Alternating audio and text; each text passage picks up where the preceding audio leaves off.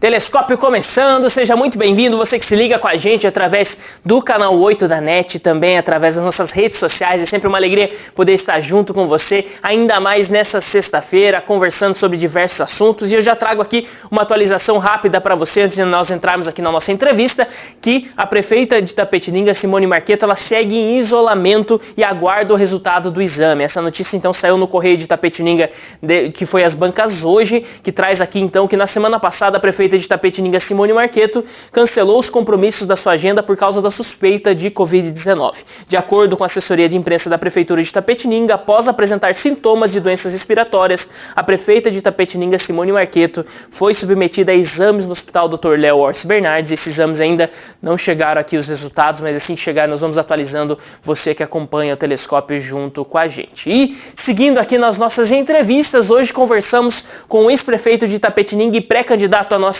prefeitura nessas eleições, que é o Ricardo Barbará. Barbará, boa tarde, seja muito bem-vindo ao Telescópio, tudo bem? Tudo bem, você, Guto? Boa tarde a todos que nos assistem aí pela TVI.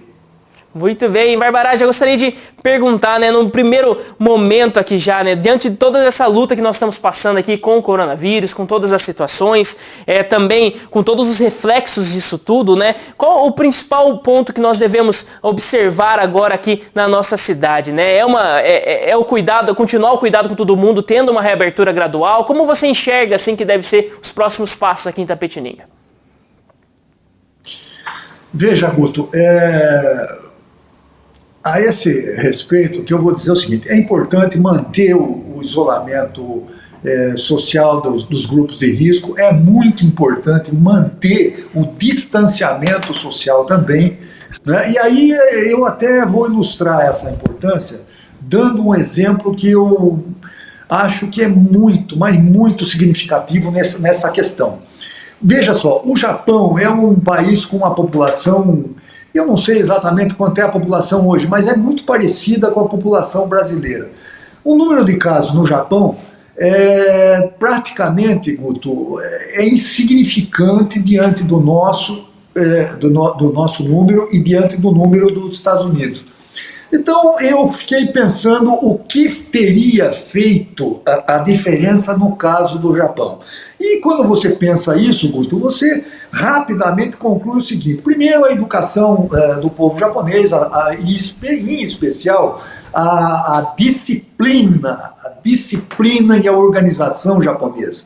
Quer dizer, lá praticamente não houve lockdown, não houve paralisação da economia, nem coisa nenhuma. E, no entanto, o número de casos é baixíssimo, Guto. Quer dizer, o que explica isso? É exatamente o isolamento social e o distanciamento social.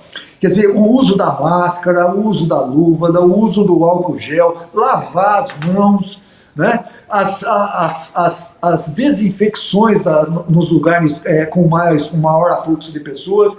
Então são todas medidas preventivas, Guto. Isso é que eu acho que é importante, especialmente agora, Guto, que nós estamos tendo aqui uma elevação da curva, né, de contaminação. Quer dizer, nós estamos, na semana passada, 150 novos casos. Acho que ontem, 31 novos casos. Quer dizer, então, se as pessoas se conscientizarem de que o isolamento é importante, né, que o distanciamento social, que o uso da máscara, que são medidas todas elas muito simples. Elas são medidas boas, agradáveis? Não são, mas são necessárias. Neste momento, nós não temos que fazer o que é bom, nós temos que fazer o que é necessário.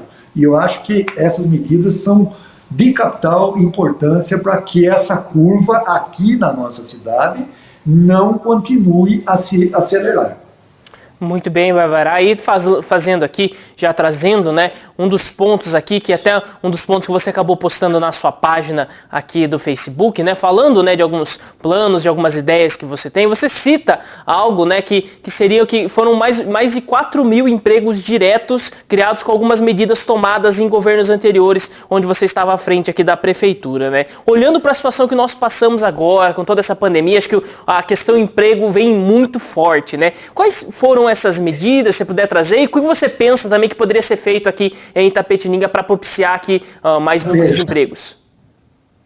Veja, Guto, Itapetininga, ela, quando você compara com outros municípios, ela possui uma característica muito particular, muito assim própria, intrínseca dela.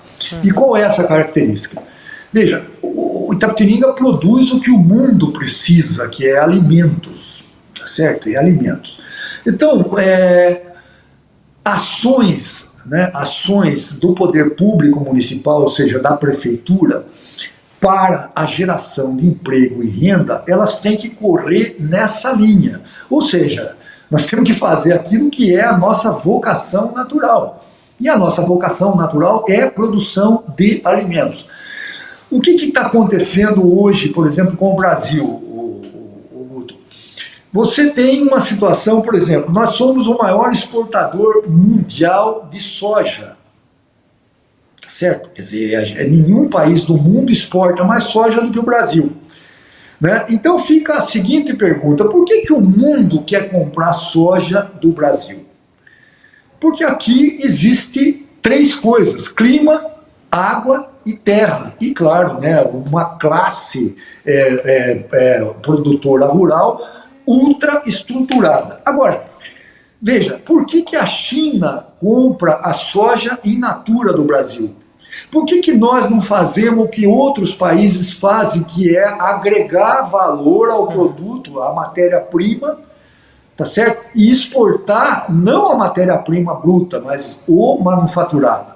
Então eu acho que se pudesse escolher um bom caminho para a geração de emprego e renda aqui em Itapetininga, seria escolher o caminho da agroindústria, porque essa agroindústria, né, e isso pode ser inclusive uma coisa pactuada com o governo do estado, pactuada com o governo federal, tá certo? Porque é uma política, vamos dizer, antes de mais nada, uma política nacional, tá certo?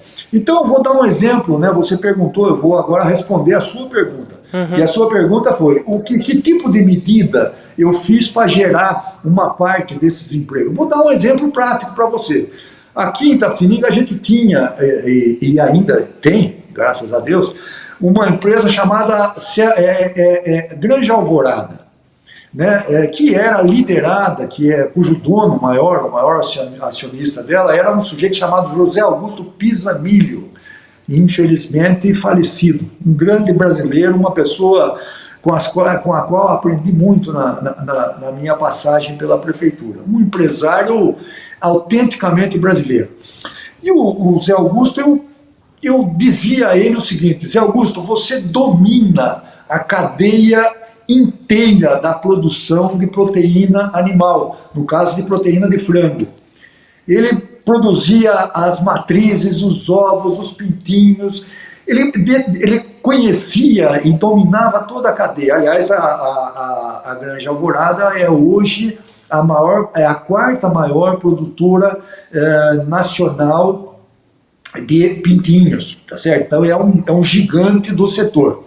E eu dizia para ele que ele precisava fechar esse ciclo construindo aqui em Itapetininga um abatedor, um frigorífico de processamento de frango. Esse frigorífico hoje está aí empregando, eu acho que mais de 1.000 pessoas, o Guto, tá certo? Hoje é a JBS. Ele foi Granja Alvorada, depois ele foi Céu Azul, né, frigorífico Céu Azul, e hoje é Granja Alvorada. Então, isso que eu estou lhe falando não é apenas a minha opinião, é sobretudo a minha ação. Né? Eu falei e fiz isso. Eu o convenci de que ele deveria fazer esse frigorífico. A prefeitura doou para ele todo o terreno e toda a terraplanagem. E hoje, mais de 1.000 famílias, eu acredito que hoje mais de 1.000 famílias tiram de lá o sustento da sua casa. Então, são medidas nessa linha que a gente pretende implementar no caso de a gente ser eleito agora no dia 15 de novembro deste ano. É mais ou menos assim, é a coisa no sentido da vocação do município. Muito bem, Barbara. E também trazendo aqui pra gente, né? Você citou, acho que é um ponto muito importante que o pessoal fala bastante aqui sobre essa questão dos empregos, a necessidade disso aqui na nossa cidade. E também um outro ponto, Bárbara, é que você cita muitas das obras públicas realizadas, né? Você fala da questão dos pontos de luz, pavimentação, galeria pluvial, também recap de muitos quilômetros aqui na cidade, né? Mas sem entrar ainda no mérito, vamos dizer assim, destas obras, da importância de cada uma delas, mas principalmente por uma coisa que sempre vem junto ali nas suas divulgações, nas suas artes, né? Que é sem empréstimo. O quanto isso é importante para uma prefeitura, ela realizar, vamos dizer assim, essas obras com o seu orçamento, sem fazer empréstimos que vão ser pagos vamos dizer assim, no futuro aqui de Itapetininga?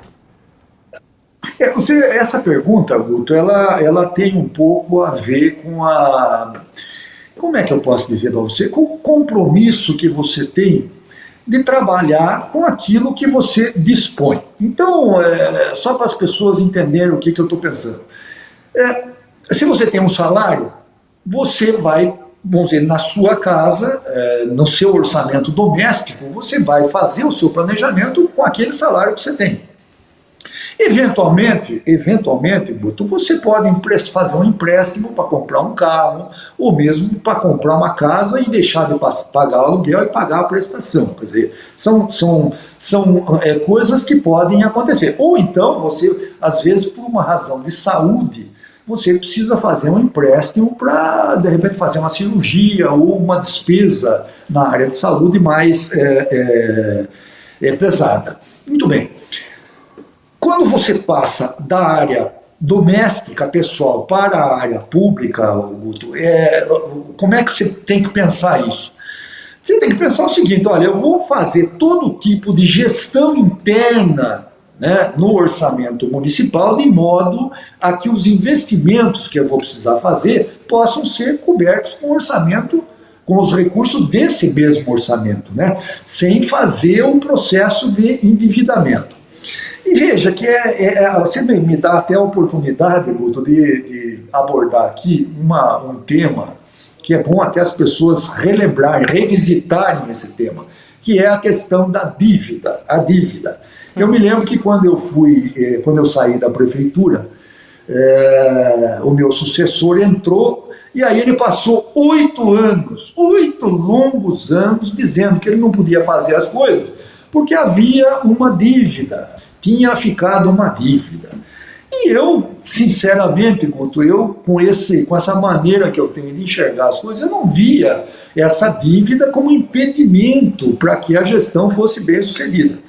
Muito bem, agora, mais recentemente, o que eu fiz? Eu visitei o site do Tribunal de Contas e levantei essa famosa dívida, não apenas naquele período que eu fui prefeito, mas desde 1997. E os números que a gente vê no Tribunal de Contas são muito interessantes, né? Porque, veja, eu deixei para o meu sucessor uma dívida de 65 milhões de reais a valores de hoje, valores deste ano. Uhum. Tá certo? Ele, quando saiu, Guto, ele deixou 165 milhões de reais também a valores de hoje. Quer dizer, então ele ficou falando 8 anos de uma dívida que não existia, né? Até porque quando eu entrei em 2000, a dívida era 94 milhões. Eu paguei dos 94, reduzi para 65, e aí depois de 8 anos essa dívida estava em 165 milhões. Muito bem, eu estou dizendo tudo isso, Guto, para dizer a você o seguinte: olha, a questão de você endividar um município é uma coisa realmente complicada, porque você, na medida em que você endivida o município, você está tirando o espaço de trabalho dos próximos gestores. Esses espaços vão ficando reduzidos, porque, é claro, você não pode ir indefinidamente aumentando essa dívida. Então, a sua capacidade de ação é isso. Então, além desse aspecto, existe um outro, que é você fazer isso, né, na boca da eleição, né, no ano eleitoral. Quer dizer, isso é uma coisa que, sabe, quer dizer, então a aposta, olhando essa coisa aí, essa questão, a aposta que eu imagino que foi feita, Guto, é assim: eu vou fazer bastante agora, né, para as pessoas esquecerem que nos 3 anos que passaram eu fiz pouco. Mais ou menos isso. Então, aposta na capacidade do eleitor não lembrar. Não sei se vai funcionar, entendeu? Não sei. Eu acho... E outra coisa, você empregar recursos de financiamento para fazer obra a toque de caixa, né, sem, aliás, às vezes, sem respeitar, né, requisitos de natureza técnica. Então, isso são coisas que, sabe, são coisas pouco louváveis, né, do ponto de vista de gestão pública. Muito bem, Barbará. E um outro assunto também que o pessoal pergunta bastante, sempre utiliza muitas vezes até do nosso espaço aqui do Telescópio para, de certa forma, tentar levar aí as questões do bairro para isso, são dois pontos principais aqui, Barbará, que é a questão da iluminação pública e pavimentação. Isso acho que entraria nos serviços públicos, vamos dizer assim, estruturais aqui na nossa cidade, né?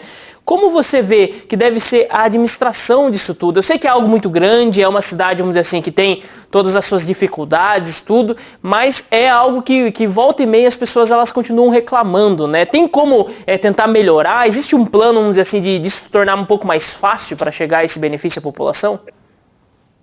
Olha, Guto, eu imagino que a sua pergunta se refira à questão da manutenção da pavimentação e da manutenção da iluminação pública. É isso, Guto? Isso, exatamente. É isso, é sobre isso. Muito bem. Então, isso nós estamos falando de zeladoria urbana, Guto. Zeladoria urbana, Guto, é muito parecido com o serviço da dona de casa. Tá certo? A dona de casa, Guto, ela não fica fazendo as coisas só quando o marido ou os filhos pedem. Ela tem, no cotidiano dela, no dia a dia dela, ela já tem uma rotina interna da casa em que ela faz as coisas independente do marido ou dos filhos pedirem, tá certo? Então, isso é muito mais uma questão de cuidado, de zelo, né, de carinho, de atenção, do que propriamente outra coisa, entendeu, Guto? Então, isso é gestão, é administração, aquela coisa diária que você faz, porque é necessário fazer, tá certo? Não é que você faz para ganhar elogio, de maneira nenhuma, mas são coisas... então, o tapa-buraco, ele tem que ser feito, não quando um munícipe passa num buraco e arrebenta o pneu e a roda do carro. Não, tem que fazer, tem que ser feito preventivamente. Mesma coisa a questão da iluminação. Essa é mais grave ainda, né, Guto? É mais grave porque, veja, é uma questão de segurança, sobretudo, né? Seja para as pessoas que andam a pé, seja para as pessoas que andam de carro, ou de bicicleta, ou de moto, é uma questão super importante, entendeu?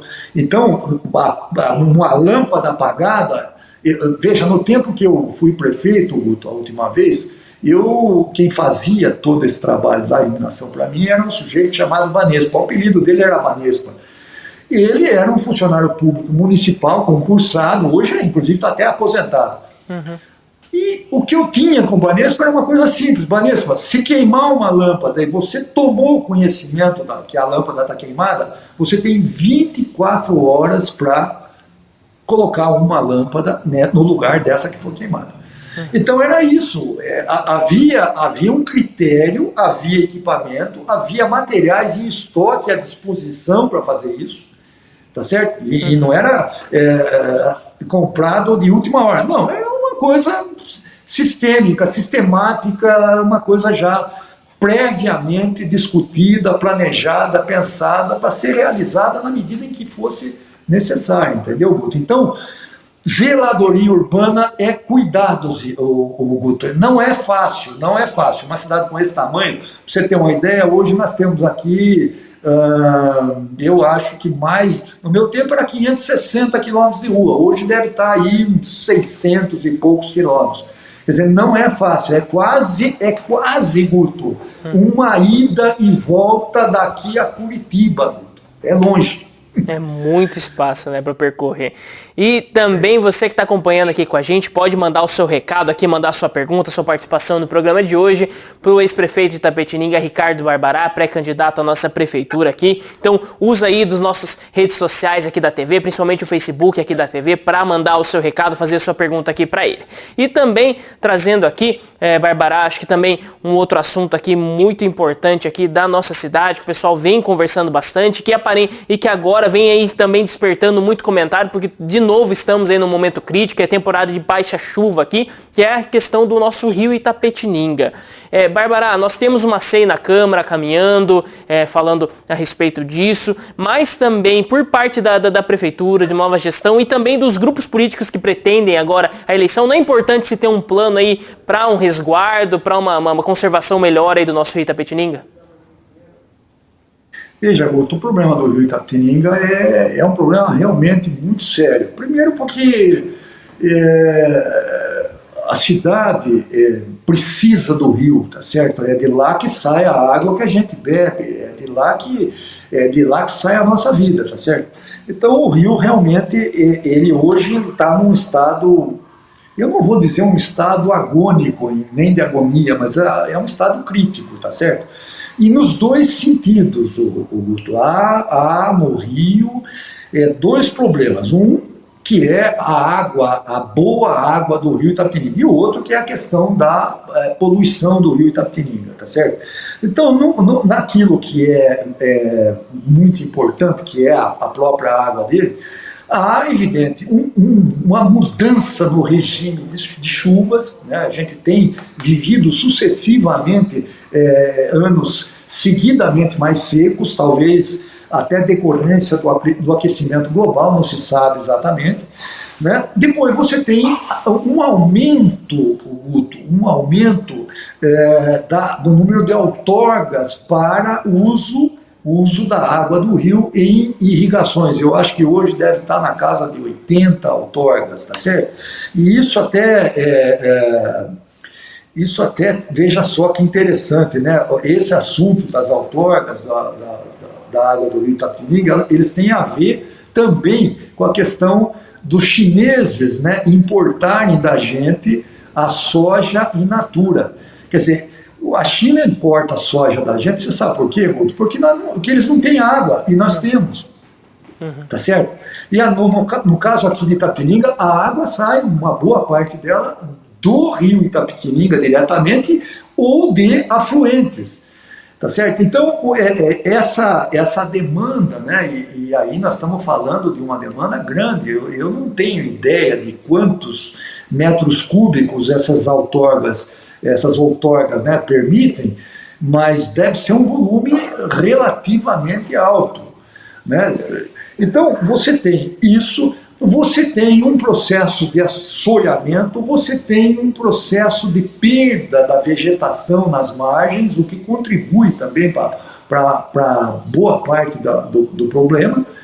E depois, por fim e ao cabo de tudo isso, aí você tem uma sucessão de problemas na questão do tratamento de esgoto. Veja, nós, na gestão do Tardelli, nas duas gestões do Tardelli, nas duas minhas, a gente conseguiu, junto, né, essas 4 gestões, equacionar com a Sabesp a construção dos emissários de esgoto, né, que coletam todo o esgoto da cidade, e também a questão da lagoa de tratamento. Eu não sei exatamente o que está acontecendo hoje em relação ao tratamento, entendeu?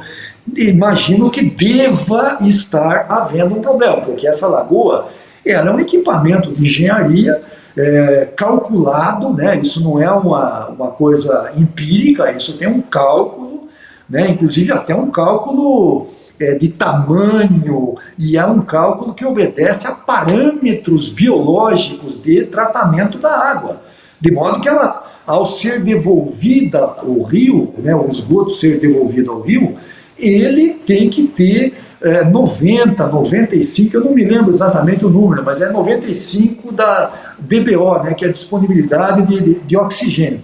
Então, obedecidos esses parâmetros técnicos, Guto, a poluição no rio Itapetininga produzida pelo esgoto doméstico da cidade deveria ser zero ou muito próximo disso. E, no entanto, não é o que a gente está vendo, especialmente agora, nessa época de seca.